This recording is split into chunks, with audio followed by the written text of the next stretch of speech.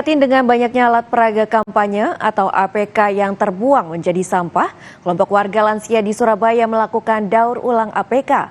Di tangan ibu-ibu lansia ini, APK yang tak digunakan lagi bisa disulap menjadi tas belanja. Daur ulang ini juga mendukung program Pemkot Surabaya yang melarang penggunaan tas kresek plastik untuk belanja.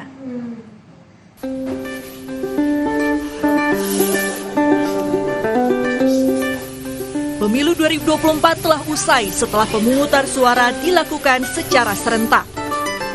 Pemilihan umum ini menyisakan alat peraga kampanye yang terpasang hampir di semua jalanan.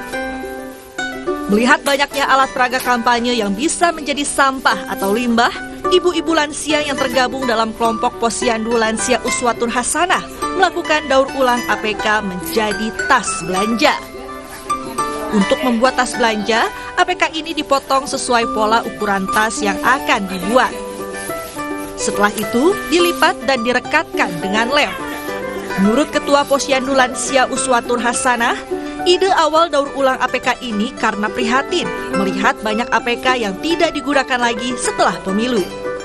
Selain itu, dengan daur ulang APK ini ikut mendukung program pemerintah Kota Surabaya yang melarang penggunaan tas kresek plastik untuk belanja. Sambil jalan-jalan kita ngelihat jadi baliho itu banyak banget rungsep gitu yang lihatnya berjajar banyak sekali, kena angin, ada yang lepas.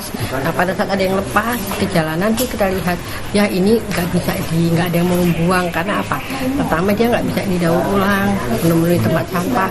Kalau dijual di tukang loak juga nggak laku, nggak seberapa kalau ditimbang. Akhirnya kita mendingan waktu sambil kita senam sambil ayo kita bikin yuk. Baliho-baliho ini kita manfaatkan, kita bikin sesuatu barang yang lebih berguna daripada dia dibuang di tempat sampah. Menurut rencana, tas daur ulang alat peraga kampanye ini akan dibagikan kepada warga setempat karena bisa dimanfaatkan sebagai kantong berbelanja.